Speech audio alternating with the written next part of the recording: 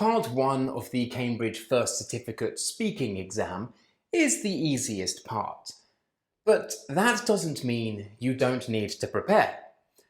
My name is Toby, this is Smash English, and here is how to pass Part 1 of the Cambridge First Certificate Speaking exam.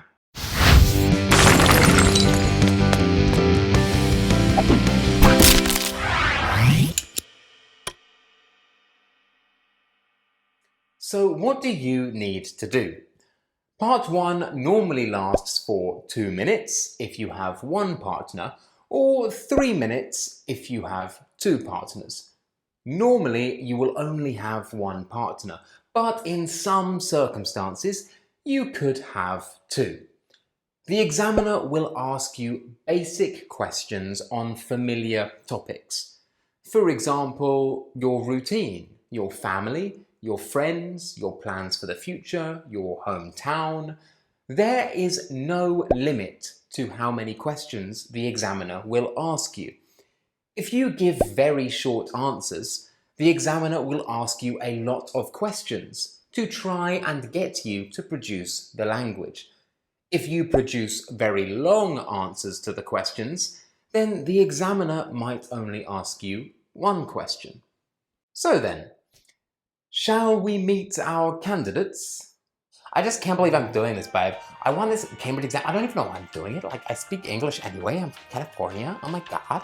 What am I even doing here? Oh, and don't bring your phone with you. That's a really bad idea. First, the examiner will ask for your names. Good morning. My name is Toby, and your names are? Oh, hi. I'm Monica. My name is Bruce. And then the examiner will ask you for your mark sheets. This is a piece of paper you receive when you enter the examination centre. And can I have your mark sheets, please? Yeah, totally. Thank you. Yep. Now the examiner will ask you both the same question. Where are you from? Where are you from, Monica? Oh my God, good question. I'm from my house and I have lived there for 10 years. And next year I will have been living there for 11 years. Future perfect continuous, Bruce. Be that. Ow. Oh, thank you. And you, Bruce? I'm from Africa. What? Who do you think gave the best answer? Well, actually, it was Bruce. In the exam room, there are two people watching you. There is the interlocutor. This is the person that I am, the person talking to you. And there is the assessor. At the beginning of the exam, as you saw, the candidates pass their mark sheets to the interlocutor, and the interlocutor passes the mark sheets to the assessor.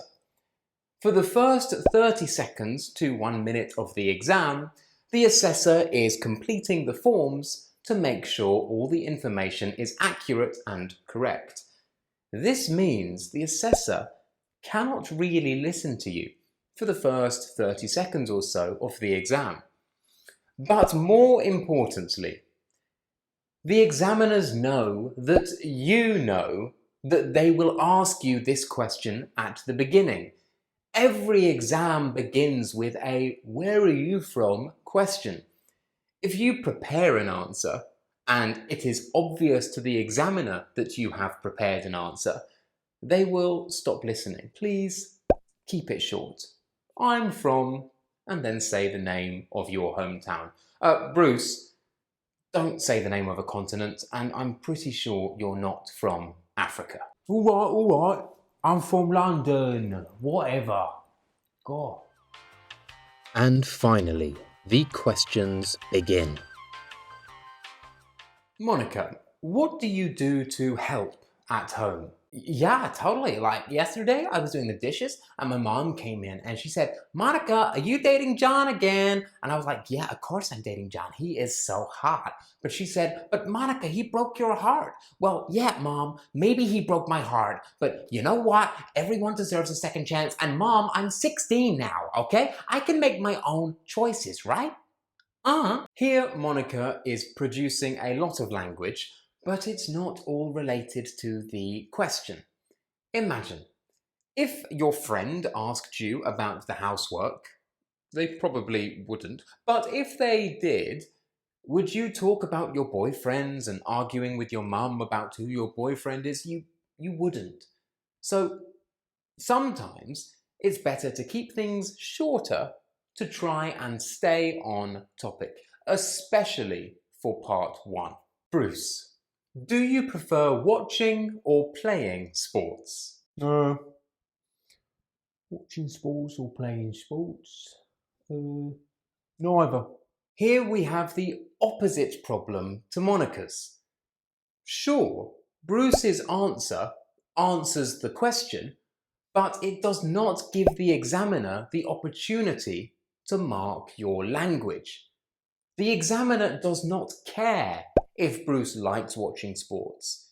The examiner does not care if Bruce likes playing sports. The examiner, to be honest, doesn't care about you. The examiner is asking you these questions to try to get you to produce language. This language they can mark and hopefully give you the marks that you want. If you give very short answers, then you are not helping the examiners help you. And Monica, what do you enjoy doing in your city? Yeah, well, I like going out with boys. I like going to the cinema with boys. I like going to the restaurants with boys. I like going to the gym for boys. Gotta look hot, you know. The problem here is that Monica's answer was a list. Lists are fine. We use lists to communicate. I love lists, but not in a speaking exam. Why? Because it means you cannot use linking expressions. I like meeting boys. I like going to restaurants with boys. I like going to the park. Instead, I like meeting boys as well as going to restaurants with boys. Moreover, I also go to the gym for boys.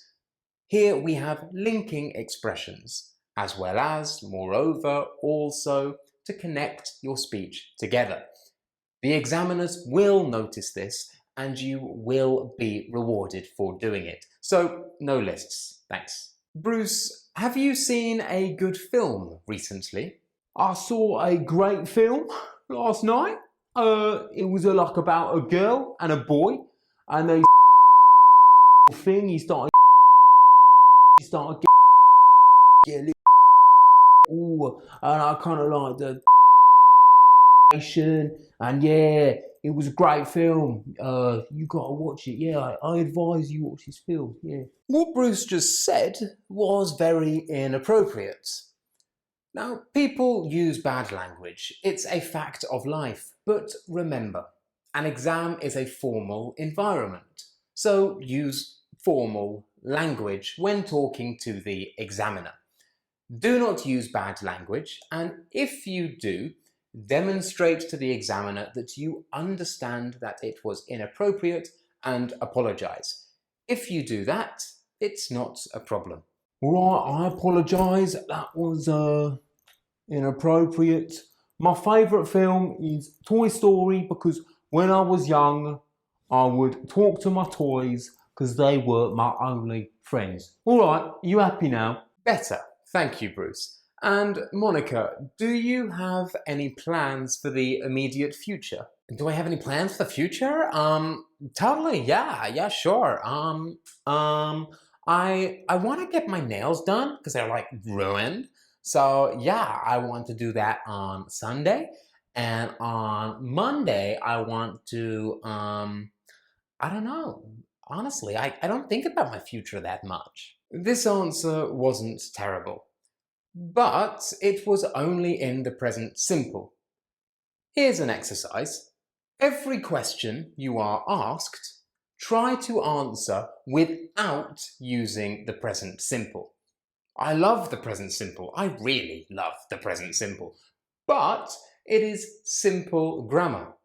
You need to show to the examiner that you can use more complex grammar, that you have more flexibility with the grammar. So let's try now.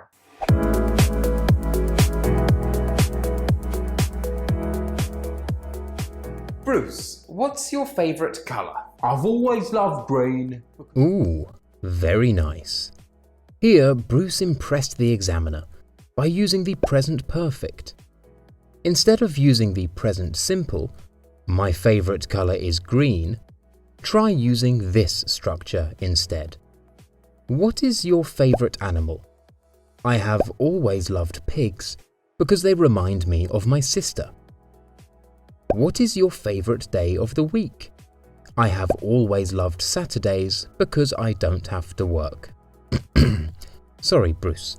Continue. Green, because when I was young, well, no, it's because I need it now, innit? Monica, who are you most similar to in your family? Well, when I was young, I used to take after my mom, but then... I like it. Here, Monica used to instead of the present simple. We use used to talk about past habits and routines. Why not give this a try? What is your favourite animal? When I was young, I used to love pigs because they reminded me of my sister. But now I don't. I prefer fish. What is your favourite day of the week? When I was a child, I used to love Saturdays because I didn't have to go to school. Now I work on Saturdays and my favourite day is Sundays. Yeah. Back to Monica. But then she got old and really ugly, but I stayed young and beautiful. So now I'm like an angel that came from heaven and I don't really take after anyone in my family. Bruce, do you often listen to music? Rarely do I listen to music these days. This sends the examiners crazy. Keep going, Bruce. Bruce used an inversion. We can use inversion with negative adverbials like seldom, rarely, hardly ever, barely ever, never, plus the interrogative form. For example, I never go to the gym. I go to the gym is the present simple. The interrogative form is do I go to the gym? So never do I go to the gym. I hardly ever see my friends. Hardly ever do I see my friends. I seldom have a shower. Seldom do I have a shower. How exciting, Bruce. Please carry on. Because I read books about astrophysics and philosophy. Yeah. Ignorant people. Monica, do you have a pet? Oh my goodness, I would love a pet. If only I had a pet, but my... Well, this makes me feel all warm and happy inside. Monica decided to use if only and I wish to talk about wants and desires. Here we can use if only or I wish plus the past simple to talk about something that is not real, but we want it to be real. For example, do you have a brother? If only I had a brother, he would be my best friend. Do you like English? No, I don't. If only Toby from Smash English was my teacher, then I would love it. Come on then, Monica, continue. Tell us all about your imaginary pet. But my mom is so terrible and she says I can't have one because I'm not responsible and I'm only 16. But I'd do everything with it. I'd go to the gym with it, I'd go to the park with it, I'd put it in my bag, we'd be in bed together, I'd kiss it, and I'd call it Princess. Even if it was a boy, I'd call it Princess because I think Princess is the name for girls and boys. I'd love a pet if only I had a pet. What a lucky animal. What did you just say? And with that, we are finished. Now you know how to pass part 1 of the Cambridge First Certificate Speaking exam by following these 5 rules. Number 1, stay on topic. Make sure you answer the question the examiner gives you. Number 2, give extended answers. The more language you produce, the more the examiner can mark you on. Number 3, stay away from lists. If you give lists, you are not able to produce linking words and cohesive devices. If you don't do this, then you will lose marks. 4, be formal. Remember, the exam is a formal environment. The examiner is not your friend, so please be respectful. Number 5, avoid the present simple. And we are finished. Thanks a lot for watching this video, and I hope it was helpful for you. In the next video, we will look at part 2 of the Cambridge First Certificate Speaking exam. If you liked the video, don't forget to smash that like button, smash subscribe, and leave a comment down below. My name is Toby, and this was Smash English.